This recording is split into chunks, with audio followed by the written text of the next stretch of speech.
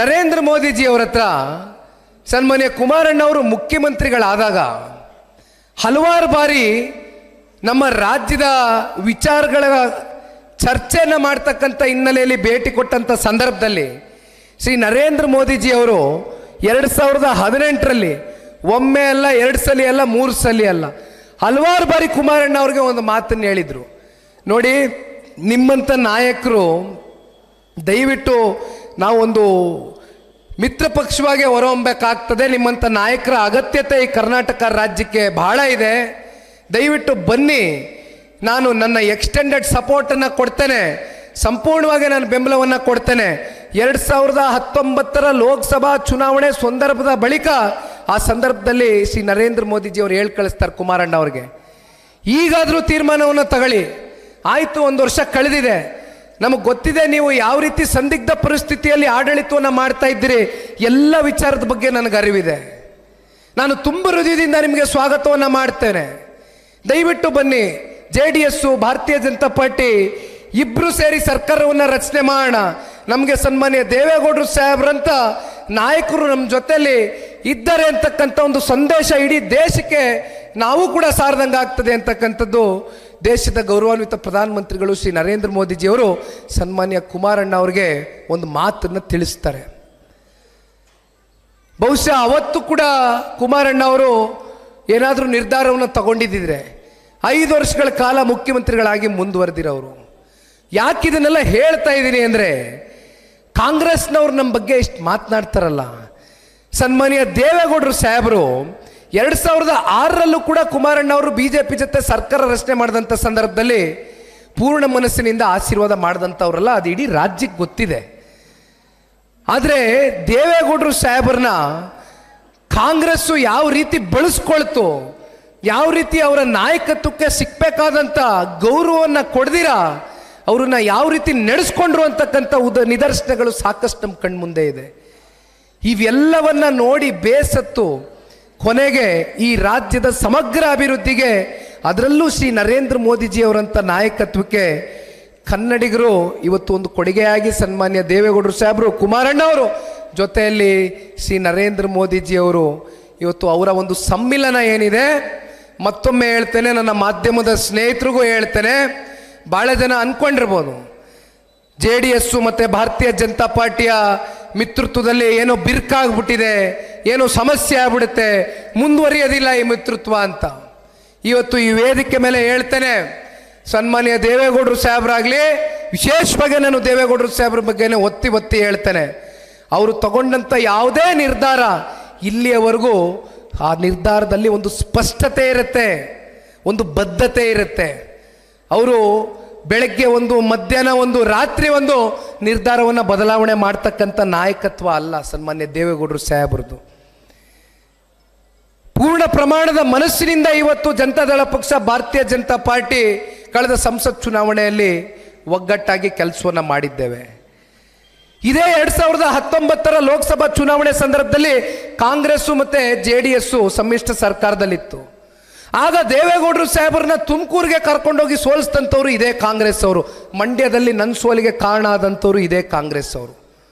ಯಾಕೆ ಇದನ್ನೆಲ್ಲ ಹೇಳ್ತಾ ಇದ್ದೀನಿ ಅಂದರೆ, ಕೇಂದ್ರದಲ್ಲಿ ರಾಜ್ಯ ಮಟ್ಟದಲ್ಲಿ 2 ಪಕ್ಷದ ನಾಯಕರುಗಳ ಹೊಂದಾಣಿಕೆ ಆಗಲಿ, ಸಮ್ಮಿಲನ ಆಗಲಿ ಆಗ್ತಕ್ಕಂಥದ್ದು ದೊಡ್ಡ ವಿಚಾರ ಅಲ್ಲ. ಆದರೆ ನಮ್ಮ ಸಮ್ಮಿಲನ ಅದು ಫಲಿತಾಂಶದ ಮೂಲಕ ಒಂದು ಫಲಕಾರಿಯಾಗಿ ಹೊರಹೊಮ್ಮಬೇಕು ಅಂತಕ್ಕಂಥದ್ದಾದರೆ ತಳಮಟ್ಟದ 2 ಪಕ್ಷದ ಕಾರ್ಯಕರ್ತರುಗಳು ಪರಸ್ಪರ ಹೊಂದಾಣಿಕೆ, ವಿಶ್ವಾಸ, ಗೌರವದಿಂದ ಹೆಜ್ಜೆಯನ್ನು ಹಾಕಬೇಕಾಗ್ತದೆ. ಅದನ್ನು ಕಳೆದ ಸಂಸತ್ ಚುನಾವಣೆಯಲ್ಲಿ 2 ಪಕ್ಷದ ಕಾರ್ಯಕರ್ತರು ಇವತ್ತು ಸ್ವಾಗತವನ್ನು ಮಾಡ್ಕೊಂಡಿದ್ದೇವೆ ಈ ಮಿತ್ರತ್ವವನ್ನು. ಹೀಗಿದ್ದಾಗ ನಮ್ಮ ಮುಂದೆ ಇನ್ನೊಂದು ದೊಡ್ಡ ಸವಾಲು ಕೂಡ ಎದುರಿಸ್ತೇವೆ. ನಿಮಗೆ ಗೊತ್ತಿದೆ, ಮುಂದಿನ ZPTP ಚುನಾವಣೆ ಬಗ್ಗೆ ನಾನು ಆಮೇಲೆ ಚರ್ಚೆ ಮಾಡ್ತೇನೆ. ಆದರೆ ಮುಂದಿನ ಶಾಸಕ ಸ್ಥಾನದ ಚುನಾವಣೆಯನ್ನು ನಾವೇನು ಎದುರಿಸ್ತೇವೆ, ಭಾರತೀಯ ಜನತಾ ಪಾರ್ಟಿ ಕಡೆಯಿಂದನೂ ಸಾಕಷ್ಟು ಪೈಪೋಟಿ ಇರುತ್ತೆ ಆಯಾ ಕ್ಷೇತ್ರಗಳಲ್ಲಿ. ಜನತಾದಳ ಪಕ್ಷದ ಅಭ್ಯರ್ಥಿಗಳು ಕೂಡ ಅಷ್ಟೇ ವೇಗವಾಗಿ ಸಂಘಟನೆಯನ್ನು ಮಾಡಬೇಕಾಗ್ತದೆ. ಯಾಕೆ ಇದನ್ನು ನಾನು ನಿಮ್ಮ ಮುಂದೆ ಹೇಳ್ತಾ ಇದ್ದೀನಿ ಅಂದರೆ, ಸನ್ಮಾನ್ಯ ದೇವೇಗೌಡರು ಸಾಹೇಬರು, ಕುಮಾರಣ್ಣ ಅವರು 1 ತಿಂಗಳಿಂದ ನಡೆದಂಥ ಜನರೊಂದಿಗೆ ಜನತಾದಳ ಕಾರ್ಯಕ್ರಮದಲ್ಲಿ JP ಭವನದ ಕಚೇರಿಯಲ್ಲಿ ಇಡೀ ರಾಜ್ಯಕ್ಕೆ ಮಾಧ್ಯಮದ ಸ್ನೇಹಿತರು ಮುಂದೆನೇ ಒಂದು ಸಂದೇಶವನ್ನು ಪಕ್ಷದ ಕಾರ್ಯಕರ್ತರು ಕೊಟ್ಟಿದ್ದಾರೆ. ಅದು ಏನಪ್ಪ ಅಂದರೆ, ನೀವು ಎಷ್ಟು ವೇಗವನ್ನು ತಗೊಳ್ತೀರಿ, ನೀವು ಎಷ್ಟು ತಳಮಟ್ಟದಿಂದ ನಿಮ್ಮ ಬೂತ್ಗಳಲ್ಲಿ ಸಂಘಟನೆಯನ್ನು ಬಿಗಿಪಡಿಸ್ಕೊಳ್ತೀರಿ, ಅಷ್ಟು ನಮಗೆ ಕೇಂದ್ರದ ದೆಹಲಿಯ ನಾಯಕರ ಜೊತೆ ಕೂತ್ಕೊಂಡು ಚರ್ಚೆ ಮಾಡಿ ನಿಮ್ಮ ಪರವಾಗಿ ಟಿಕೆಟನ್ನು ತಗೊಂಡು ಬರ್ತಕ್ಕಂಥದ್ದಕ್ಕೆ ದಯವಿಟ್ಟು ನೀವು ನಮಗೆ ಶಕ್ತಿಯನ್ನು ತುಂಬಬೇಕಾಗ್ತದೆ. ಇದನ್ನು ಒಂದು ಸವಾಲಾಗಿ ಸ್ವೀಕಾರ ಮಾಡೋಣ. ಇದನ್ನು ಒಂದು ಸವಾಲಾಗಿ ಸ್ವೀಕಾರ ಮಾಡೋಣ. ಹಿಂದೆ ನಾವು ಸ್ವತಂತ್ರವಾಗಿ ಚುನಾವಣೆ ಮಾಡ್ತಾ ಇದ್ವು. ಆಗ 6 ತಿಂಗಳಿದ್ದಂಗೋ 3 ತಿಂಗಳಿದ್ದಂಗೋ ನಾವು ಭಾಳ ಹತ್ತಿರದಿಂದ ನೋಡ್ಕೊಂಡು ಬಂದಿದ್ದೇವೆ. ಭಾಳ ಜನ ಕನಸಿರ್ಬೋದು, ಇನ್ನು 3 ವರ್ಷ ಇದೆಯಲ್ಲ ಚುನಾವಣೆಗೆ, ಇಷ್ಟು ಬೇಗ ನಿಖಿಲ್ ಕುಮಾರಸ್ವಾಮಿ ಬಂದಿದ್ದಾನಲ್ಲ ಪ್ರವಾಸಕ್ಕೆ, ಏನು ವಿಷಯ ಅಂತ. ಆದರೆ ಇವತ್ತು ನಾನು ಇಲ್ಲಿ ಬಂದು ನಿಂತಿರ್ತಕ್ಕಂಥದ್ದು ಕೊನೆ ಹಂತದಲ್ಲಿ 6 ತಿಂಗಳು 3 ತಿಂಗಳು 2 ತಿಂಗಳಿದ್ದಂಗೆ ನಿಮ್ಮ ಜೊತೆನಲ್ಲಿ ಬಂದು ನಾನು ಚುನಾವಣೆ ಮಾಡಿದ್ರೆ ನನಗೂ ಕೂಡ ಕ್ಷೇತ್ರದಲ್ಲಾಗಲಿ ಆ ಜಿಲ್ಲೆನಲ್ಲಾಗಲಿ ಇಡೀ ರಾಜ್ಯದಲ್ಲಿ ನಮ್ಮ ಅಭ್ಯರ್ಥಿಗಳು ಯಾವ ರೀತಿ ಹೆಜ್ಜೆ ಆಗ್ತಾ ಇದ್ದಾರೆ, ನಮ್ಮ ಕಾರ್ಯಕರ್ತರು ಎಷ್ಟು ಬಲವಾಗಿ ಸಂಘಟನೆ ಮಾಡ್ತಾ ಇದ್ದಾರೋ ಇಲ್ವೋ ಅಂತಕ್ಕಂಥದ್ದು ಇವತ್ತು ನಾನು ಕೂಡ ಅರ್ಥ ಮಾಡ್ಕೊಳ್ಬೇಕಾಗಿದೆ. ಹಾಗಾಗಿ ಇಷ್ಟು ಬೇಗ ನಿಮ್ಮ ಮುಂದೆ ಬಂದು ನಿಂತಿದ್ದೇನೆ. ಯಾರು ಇಟ್ಟಂಥ ಕಾಲನ್ನು ವಾಪಸ್ ತಗೊಳ್ತಾರೆ ಅನ್ನೋ ನನಗೆ ಗೊತ್ತಿಲ್ಲ. ನಾನಂತೂ ಇಟ್ಟಿರ್ತಕ್ಕಂಥ ಹೆಜ್ಜೆನ ವಾಪಸ್ ತಗೊಳ್ತಕ್ಕಂಥ ಪ್ರಶ್ನೆನೇ ಇಲ್ಲ. ಜನತಾದಳ ಪಕ್ಷ 2004ರಲ್ಲಿ 58 ಸ್ಥಾನ ಗಳಿಸಿತ್ತು. ಈ ಬಾರಿ 2028ರಲ್ಲಿ ಅದಕ್ಕಿಂತ ಹೆಚ್ಚಾದಂಥ ಸ್ಥಾನವನ್ನು ಗಳಿಸ್ತಕ್ಕಂಥದಕ್ಕೆ ಇವತ್ತು ನಿಖಿಲ್ ಕುಮಾರಸ್ವಾಮಿಯ ಜೊತೆಯಲ್ಲಿ ಪಕ್ಷದ ಎಲ್ಲ ಅಭ್ಯರ್ಥಿಗಳು ಕೂಡ ಇವತ್ತು ಛಲದಿಂದ ನಾವು ಹೊರಟಿದ್ದೇವೆ. ಯಾವ ಕಾರಣಕ್ಕೂ ಕೂಡ ಇವತ್ತು ಜನರೊಂದಿಗೆ ಜನತಾದಳ ಕಾರ್ಯಕ್ರಮ ಏನು ಪ್ರಾರಂಭ ಆಗಿದೆ, ಈ ಕಾರ್ಯಕ್ರಮ ನಿಲ್ತಕ್ಕಂಥ ಪ್ರಶ್ನೆ ಇಲ್ಲ. ಜನರಿಗೋಸ್ಕರ, ಜನರ ಜೊತೆಯಲ್ಲಿ, ಜನರ ಪರವಾಗಿ, ಜನರ ಧ್ವನಿಯಾಗಿ ಜನತಾದಳ ಪಕ್ಷ ನಿರಂತರವಾಗಿ ಕೆಲಸವನ್ನು ಮಾಡ್ಕೊಂಡು ಬರ್ತಾ ಇದ್ದೆ. ಈಗಲೂ ಕೂಡ ಇನ್ನು ಮುಂದಿನ 3 ವರ್ಷಗಳ ಕಾಲ ಈ ಸರ್ಕಾರದ ಭ್ರಷ್ಟಾಚಾರ, ವೈಫಲ್ಯತೆ, ಹಗರಣಗಳು ಪ್ರತಿನಿತ್ಯ ರೈತರ ವಿರೋಧವಾಗಿ ಆಗ್ತಾ ಇರ್ತಕ್ಕಂಥ ಜನವಿರೋಧಿ, ರೈತ ವಿರೋಧಿ ಈ ಕಾಂಗ್ರೆಸ್ ಭ್ರಷ್ಟ ಸರ್ಕಾರವನ್ನು ಕಿತ್ತೊಗಿತಕ್ಕವರವರೆಗೂ ನಾವೆಲ್ಲರೂ ಕೂಡ ಕೈ ಜೋಡಿಸಿ ಹೋರಾಟವನ್ನು ಮಾಡೋದಣ. ಸಮಯ 9:15 ಗಂಟೆ ಆಗಿದೆ.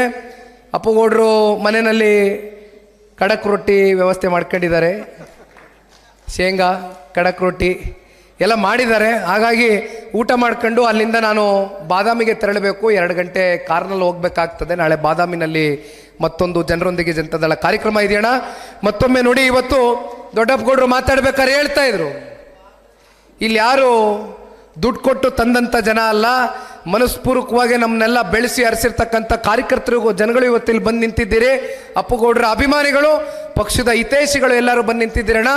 ನಾವು ನೀವೆಲ್ಲರೂ ಸೇರಿ ಜನತಾದಳ ಪಕ್ಷವನ್ನು ಕಟ್ತಕ್ಕಂಥ ಪ್ರಾಮಾಣಿಕ ಕೆಲಸವನ್ನು ಮಾಡೋಣ ಅಂತಕ್ಕಂಥದ್ದು ಹೇಳ್ತಾ, ಮತ್ತೊಮ್ಮೆ ಅಪ್ಪುಗೌಡರ ನೇತೃತ್ವದಲ್ಲಿ ಈ ಕಾರ್ಯಕ್ರಮ ಇಷ್ಟು ಅಚ್ಚುಕಟ್ಟಾಗಿ, ಇಷ್ಟು ಯಶಸ್ವಿಯಾಗಿ ನೆರವೇರಿದೆ. ಅಪ್ಪುಗೌಡರಿಗೆ ತುಂಬ ಹೃದಯದ ಧನ್ಯವಾದಗಳು, ಅಭಿನಂದನೆಗಳು ಅಪ್ಪುಗೌಡ್ರೆ. ಜೈ ಹಿಂದ್, ಜೈ ಕರ್ನಾಟಕ, ಮತ್ತೆ ಜೈ JDS. ಸ್ವಾದಿಷ್ಟತೆಯ ಸ್ವಾದ, ತಾಜಾತನದ ಆಹ್ಲಾದ, ಉತ್ತಮ ಆರೋಗ್ಯ ಮತ್ತು ಹೆಚ್ಚಿನ ರೋಗ ನಿರೋಧಕ ಶಕ್ತಿಯ ವೃದ್ಧಿಗೆ ಈಗ ನಿಮಗೆ ಸಿಗುತ್ತಿದೆ ಉತ್ತಮ ಗುಣಮಟ್ಟದ ಪೌಷ್ಟಿಕಾಂಶ Shri Vaidik millet health mix. ಇದು ಸಿರಿಧಾನ್ಯಗಳ ಸಂಪತ್ತು.